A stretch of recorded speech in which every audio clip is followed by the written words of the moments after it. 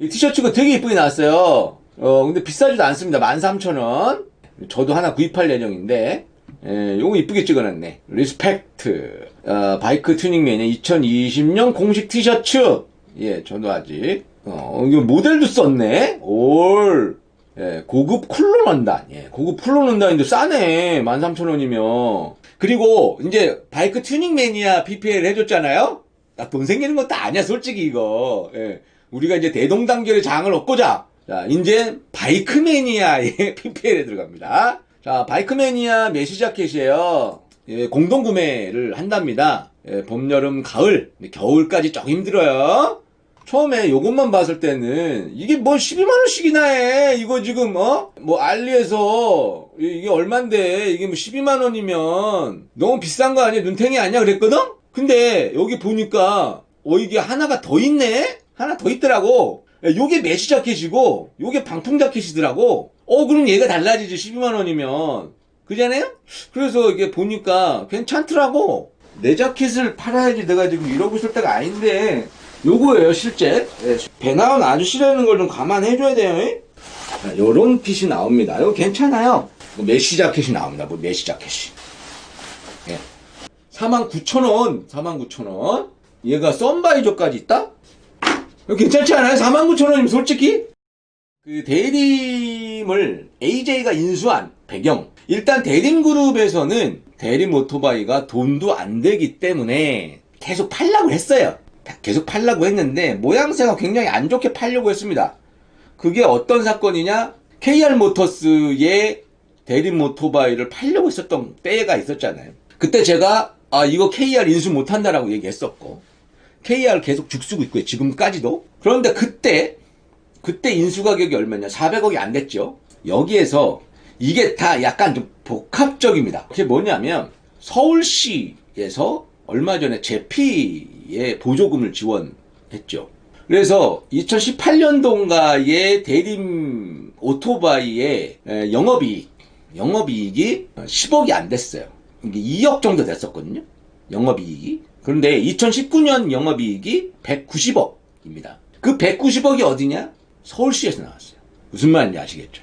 제피 팔아서 190억을, 그러니까 보조금이죠. 전기 스쿠터 보조금.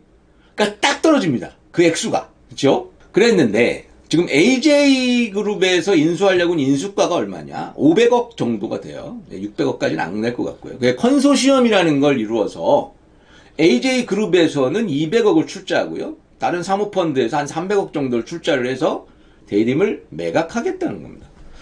그러면 원래 팔려고 했던, KR에 팔려고 했던 가격이 한 390억 정도가 되는데요.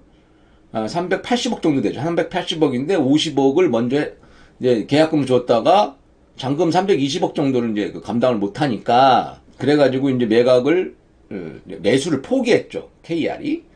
근데 지금 영업이익이 190억이 났으니 그거를 이제 좀 더 얹어서 이제 500억에서 600억에 사겠다. AJ가. 라는 거예요. 들을 실질적으로 접근을 해서 이 자료라든가 이런 것들을 해보지는 못했습니다만 지금 기사로 나와 있는 부분들로 유추해 봅시다. 그러면 AJ가 대림 오토바이를 인수해서 과연 희망이 있는가에 대해서 그 부분을 좀 다른 것들은 뭐 좀 그런데요. 여기에서 보면 매일경제, 지금 매일경제 같은 경우에는 한 2페이지 정도가 넘는 굉장히 많은 지면을 활용을 해서 기획기사가 하나 나온 게 있는데 요거를 한번 봅시다. 그리고 우리나라의 내수시장에 주축을 이루고 있었던 건 사실이죠. 대림이. 그래서 실제로 국내 업계 1위인 건 맞습니다만 국내 내수시장에서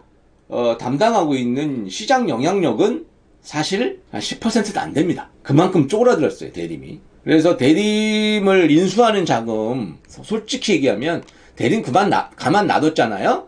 제가 봤을 땐 200억에도 누가 인정 안 합니다. 왜냐면 인적 쇄신이 이루어지지 않았고 이런 부분들을 도저히 이건 회생 가치가 없습니다. 업계 전문가가 봤을 때는 대림은 회생 가능성이 없어요. 그래서 제가 그때도 이거는 누가 살려고 하겠냐라고 했는데 여기서 선수들이 기술을 부린 것 같다 라는 생각이 들어요. 자, 이 기술이 어떻게 들어가는지 한번 보냐고요. 자, 여기 매일경제입니다. 매일경제에서 보면 AJ 라이노스 컨소시엄, 국내 1위 오토바이 제조사 푸머, 이달 중순 주식 매매 계약 체결. 주식 매매 계약이 체결되면 사실상 넘어간 거예요. 경영권이 넘어가겠죠?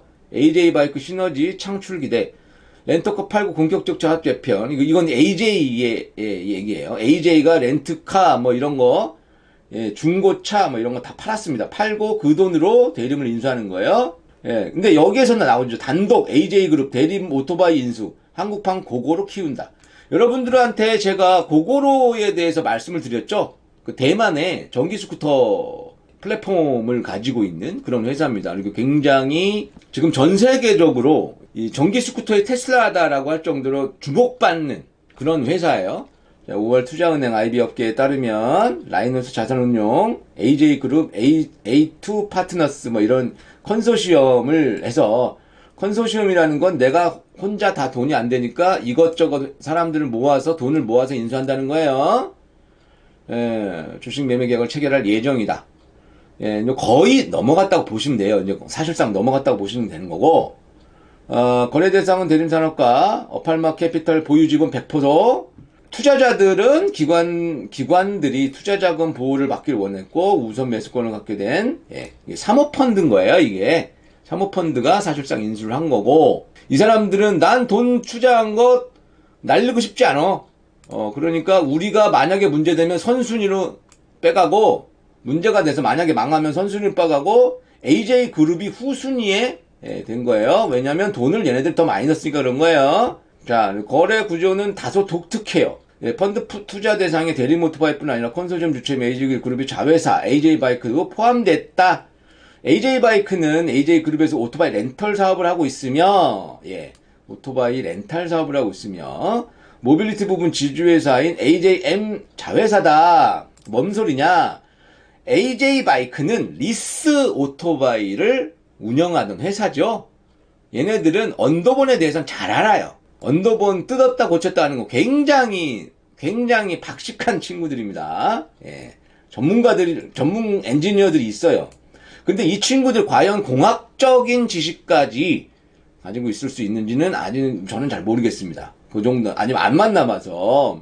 그런데 모빌리티 부분 지주회사인 MJM의 자회사죠? 컨소시엄을 두고 오토바이 회사를 함께 경영하면 시너지 창출이 가능하다고 보고 이 같은 구조를 고안했다. 여러분들, 여기에서 전문가가 보는 견해랑은 다른 겁니다.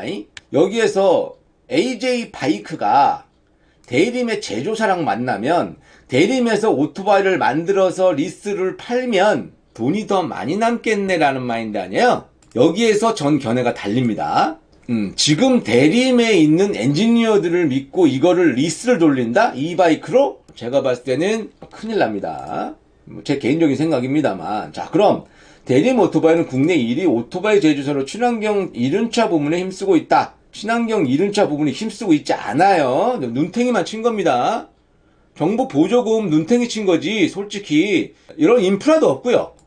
친환경 이륜차 부분에 힘쓰고 있다는 제피가 지금 왜 여러분들 보면 제가 저번 때 제피 홈플러스 에서 일반 시민들한테 판매해, 전시 판매해, 이거 막 도배했죠. 기사들 쫙 이거 빼다 깔라고 그러는 거예요. 이게 매각 수준이라는 거 제가 말씀드렸죠, 그때. 이거 빼다 까는 겁니다. 그래서 언론에 약치고 어떻게든지 비싸게 팔아보려고 별짓을 다 한 거다라는 생각이 들어요. 온라인 쇼핑몰 인터파크에서 파는 거에 홈플러스에서 파는 게 그게 무슨 대단한 기사라고. 그죠? 자, 같이 봅시다. 자, AJ그룹은 컨소시엄과 함께 두 회사를 한국판 고고로로 키울 방침이다. 대만 회사 고고로는 세계 1위 전기 업체로 제가 말씀드렸죠. 스쿠터 업계 테슬라란 별명을 갖고 있다. 이것도 말씀드렸죠. 스마트폰을 배터리 잔량을 기획 가능한 전기 스쿠터를 출시해 업계에서 전례 없는 혁신을 이뤄냈다. 근데 이게 그렇게까지 혁신적이고 아주 무지막지한 기술일까요? 그렇지 않아요. 지금 킥보드, 공유 킥보드도 다 이거 됩니다. 이렇게 어려운 기술은 아니에요. 우리나라가 스마트, 모빌리티, 이런 거, 우리나라가 최고 기술력을 갖고 있는데 이게 뭐가 어렵겠습니까? 고객을 유치해 투자회사의 성장 동력을 찾을 계획인데 다른 시장 관계자는 친환경 이륜차 연구개발에 가장 적극적인 두 회사가 합심한 만큼 상당한 시너지가 있을 것이라고 말했다. 저는 그렇게 보지 않습니다. 여기에서 굉장히 유심히 봐야 되는 부분이고요. 이륜차 렌탈 시장 1위 AJ바이크 역시 배터리 공영 전기 오토바이 개발에 적극적이다. 두 회사는 지난해 KT와 함께 모빌리티 사업 활성화를 위한 업무 협약을 체결하며 실무 경험을 교류해왔다. 컨소시엄은 이런 점을 고려해 자, 잘 보세요. 대림 오토바이 임직원들의 고용도 일정 기간 보장한 것으로 알려졌다. 여기에 핵심 단어는 이거예요. 대림 오토바이 임직원들의 고용도 일정 기간 보장한 것으로 알려졌다. 이게 인적 쇄신이 이루어지지 않고서 대림 오토바이가 쇄신이 되겠습니까? 이 고인물을 가져다가 그럼 이 고인물을 왜 데려갔을까요? AJ그룹에서 얘네들을 모를까요? 이 고인물들이 여태까지 대림을 말아먹은 사람들 아니에요? 저는 그렇게 생각하거든요. 누군지 모르겠어요. 특정하진 않겠습니다만 임직원들이라고 하는 사람들이 여태까지 대림을 골병등게 한 사람들 아닙니까? 근데 이 사람들을 왜 임기를 보장해 줬을까요? 일정 고용기간을 보장해 줬을까요? AJ에서. 왜 그랬을까? 그건 이 기사에 나옵니다. 자, 여기에서 아주 절묘하게 맞아떨어지는 기사가 나옵니다. 서울시에서 배달대행 전기 이륜차 이용을 활성화하기 위해 배달대행 업계, 전기 이륜차 및 배터리 업계 등이 참여한 그린배달 서포터즈가 지난 10일 출범했다. 사실은 출범할 때 열린 국토부 제공. 이걸 어디서 주관했느냐? 국토부에서 주관합니다. 정말 머리는 참 잘 돌아가는 분들이에요. 정부가 급속히 성장하고 있는 배달대행 산업의 전기 오토바이 사용을 적극 유도하기 위해 서포터즈를 출범시켰다. 국토교통부는 배달대행업 이륜차 이용을 활성화하기 위해 배달대행업계, 전기 이륜차 및 배터리 업계 등이 참여한 그린배달 10일 출범했다고 12일 밝혔다. 얼마 안 됐죠? 출범 시기엔 우한 청년들, 메시코리아, 바로고, 많이 했어요. 배달대행 플랫폼 업계, 대림 오토바이와 와코모터스, 바이크뱅크 무빙 등 전기 이륜차 업계, 삼성 SDI, LG화학 배터리 업계, 한국교통안전공단, 한국교통연구원, 한국스마트모빌리티협회 16개 기관이 참여했다. 그린배달 서포트즈는 앞으로 업계가 전기 이륜차 배달의 인식을 높이기 위해 테스트를 충분히 하지만 선행돼야 할 과제도 많다. 여기 충전 인프라 구축, 1회 충전에 60km밖에 안 가는데 하루 많게는 200km까지 주행하는 배달 기사들이 이용할 경우 배터리를 여러 차례 충전해야 하며 충전에는 약 4시간이 걸린다. 이 때문에 배터리 교환 방식이 이제 카트리지식이 되게 되겠죠. 배터리 교환 방식의 충전 인프라 구축이 필요하다는 의견이 줄을 이뤘다. 이게 뭐냐? 고고로 시스템이라는 거예요. 그러니까 그런데 가는데 고고로 시스템이 있어야 사람들이 가면서 이렇게 좀 배터리를 충전된 걸 뽑아서 배터리를 갈고, 그러니까 만약에 이제 카드 결제하고 5,000원이면 5,000원, 만원이면 만원, 그럼 갈고 가겠다 이거죠. 그게 기름값보다 싸니까 더 싸면 좋아하겠죠. 지금 전기 이륜차 같은 경우에 메리트는 딴 게 없어요. 지금 내연기관 냉정하게 따지고 보면 환경 이런 거 생각 안 해요. 먹고 살아가는 게 중요해요. 장장 환경 이런 것보다는 기름값이 안 들잖아요. 전기 스쿠터 같은 경우에는. 그게 메리트인데 주행거리가 짧단 말이에요. 그걸 해결할 수 있는 중간에 차징 시스템이 있어야 된단 말이죠. 그거예요. 자, 그러면 이건 좋아. 그쵸? 이건 다 좋아요. 다 좋은 얘기야. 사실 정부에서 전기 스쿠터를 권장하고 전기 스쿠터에 많은 투자를 하는 이유는 딴 게 아닙니다. 이것 때문에 그래. 탄소 배출권 때문에 그런 거예요. 서울시와 국토부의 대림의 그 임원들이 이 그림을 짠 거예요. 제가 봤을 땐 그래요.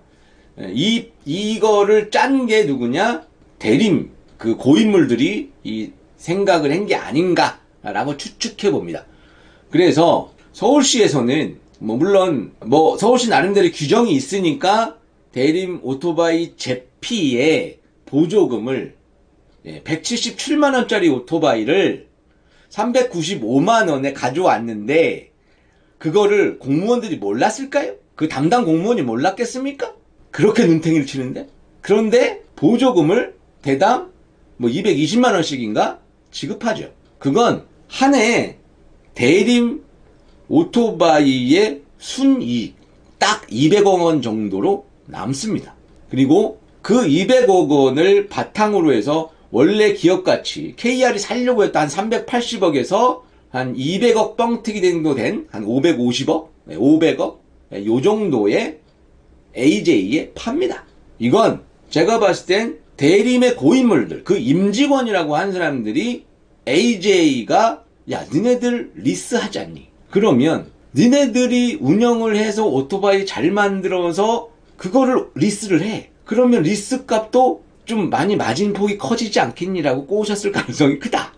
그랬는데 여기에다가 하나 더 1+1이 추가돼요. 요번에 국토부에서 이렇게 해서 지원 사업도 해준댄다. 그렇게 해서 이렇게 되면 거기에 우리 회사까지 인수하면 야 이거는 따봉 아니니? 라고 어필했을 가능성이 크다. 그래요. 근데 봅시다. 과연 그럴까요? 과연 그럴까요? 판매라든가 대림의 인식이라든가 이런 것들이 과연 얼마나 지금 대한민국 라이더들에서 안 좋게 자리를 잡혔는지 금융권 인사들이 그걸 알까요? 그 기계를? 그리고 공학적인 그런 부분들을. 왜냐하면 사실상 대림이 뭐 XQ250, 뭐 XQ125, 뭐 그 다음에 나왔던 막 그 있죠 중국에서 수입했던 모델 그게 수익이 났습니까? 하나도 안 났어요. 마이너스예요. 오히려 지금 그러니까 거기에서 그나마도 수지타산이 조금 맞는 게 언더본류였단 말이에요. 근데 그 언더본류도 지금 혼다에 계속 밀리고 있어요. 혼다가 시장을 잠식해가고 있습니다. 근데 제가 말씀드렸잖아요. 부품 시장, 혼다가 만약에 부품 시장을 하루 정도에만, 뭐 이틀 정도에만 대처할 수 있는 시스템이 된다. 이거 어떻게 될지 모르는 거거든요. 그 시스템도. 왜냐면 대림의 CT 시리즈도 품질이 너무 낮아졌어요. 그건 제가 개인적인 루트로도 실제 확인을 했던 거고. 그랬는데 AJ는 이런 말씀 드리면 뭐하지만 그냥 단순히 산수만 한 거예요. 아 그래? 그러면 대림이 업계 1위고 업계 1위 제조사를 인수를 해서 우리가 리스를 해서 팔면 그러면 배달대행 애들이 살까요? 이 과정을 다 안단 말이에요. 지금 대한민국 라이더들 배달대행 라이더들이 얼마나 똑똑한지 몰라서 이런 인수가 된 거예요. 그리고 국토부에 또한 대림과 친한 사람들이 있겠죠. 그래서 어떻게 해서든지 대림그룹 차원에서는 대림을 매각하고 싶어요. 왜? 제피같이 굉장히 금방 뽀록이 날 수밖에 없는 요런 사업은 한두 번밖에 못합니다. 왜냐하면 언론의 문매를 받고 많은 소비자들이 욕을 할 거란 말이에요. 그래서 이런 일종의 눈탱이 작전은 한두 번밖에 못 씁니다. 그래서 한두 번을 쓰고 야 우리 그래도 영업이익이 190억이야 라고 해서 AJ그룹이 눈탱이를 맞은 게 아니냐 라는 생각이 들어요. 저는. 그러면 AJ그룹에 그러면 한 가지 대안은 AJ그룹에 진짜 전문가가 있어서 야 우리가 당장 눈탱이는 맞았지만 이걸 정말 기술을 혁신을 해서 엔진을 진짜 괜찮은 걸 만들어서 일제와 대만제와 견주어서 가격 대비 성능이 나올 수 있는 그런 바이크를 개발할 수 있는 능력이 지금 현재 있느냐? 제가 봤을 땐 AJ그룹에선 없어요. 그런 선수가 없습니다. 근데 좀 단순한 생각으로 인수를 한 것 같고 제가 봤을 땐 상장을 도모하고 있지 않느냐 라고 생각합니다. 그러니까 지금 AJ 바이크는 쉘이고 그러니까 껍데기고 아니야 이게 그거를 이제 대림 오토바이가 그 알맹이를 이게 펄이라고 하죠. 진주 그 쉘 속에 펄을 넣어서 팔겠다 내다 팔겠다 이런 생각인 것 같아요. 제가 봤을 때는 여기에서 가장 중요한 건 인적 인프라입니다. 그래서 얼마만큼의 고난이도의 선수가 있고 이거를 아주 감각적으로 마케팅도 있어야 되고요. 실질적으로 첨떨전 품질인데 이 품질이 안 받쳐주는 바이크로 과연 리스가 가능하겠느냐. 그 고치다가 일 다 봅니다. 그리고 지금 일종의 내연기관은 제가 봤을 때는 어느 정도 뒷전이고 사실상 전기로 가겠다라는 거예요. 그런데 지금 제피가 품질이 됩니까? 제가 봤을 땐 제피 품질 별로 안 좋거든요. 그리고 이제 뭐 일단 카트리지용으로 바꾸긴 했습니다만 그게 진짜 실질적으로 수지타산이 맞느냐? 이건 배달 대행 라이더들이 선택을 하느냐 마느냐예요. 그럼 배달 대행 라이더들이 추후에 대림에서 내놓는 혹은 이제 대림이 아니라 AJ 바이크가 또 뭐 또 하겠죠. 그걸 극복할 수 있느냐? 이 대림의 이미지를 극복할 수 있느냐? 제가 봤을 때는 좀 힘들다고 봅니다. 당장은. 글쎄 뭐 얼마나 많은 연구 개발과 그런 것들이 있을지는 모르겠는데요. 제가 봤을 때는 지금 현 상황으로 보면 AJ는 똥밟았어요.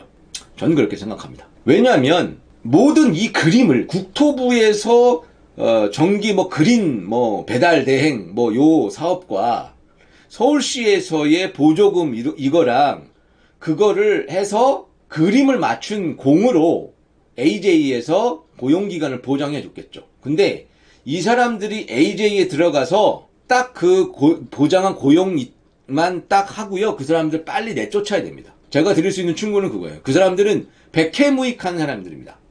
말 그대로 협작꾼일 가능성이 매우 커요. 그 사람들이 AJ에 있는 한 전혀 도움이 되지 않습니다.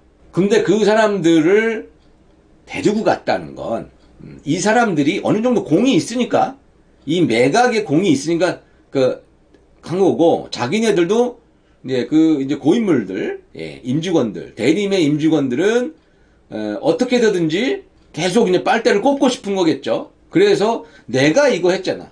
국토부 그림 만들었잖아. 서울시 보조금 그림 내가 만들었잖아. 그러니까 나 자르지 마가 되는 거예요. 근데 AJ 그룹 차원에서 AJ 바이크 차원에서는요. 이 사람들한테 아무것도 시키면 안 돼요. 그러면 대림꼴 납니다. 똑같아요. 그러니까 이 제피같이 보조금 이거 하는 거는요. 내가 말씀드렸지만 한두 번밖에 못 해요. 그렇게 뻔히 티나는 짓은 한두 번밖에 못 하기 때문에 AJ에서 또 그런 것들이 국가 보조금이나 뭐 이런 것들 따먹을 수 있겠지? 이런 거 생각하시면 안 됩니다. 그러면 또 문매를 맞을 수밖에 없어요. AJ가 얼마나 어떤 이 기업가 정신을 가지고 올바른 기업을 운영하려고 하는지는 모르겠습니다만 진짜 시장을 선점하고 싶다. 시장에 진입해서 이 부분을 뚫고 나가고 싶다라고 한다면 그 임직원들 사실은 제피에 대한 이렇게 아주 폭리를 취했던 부분들 보조금을 타내고 그 유통마진을 꿀꺽했었던 이 대림의 운영진 이거 사실은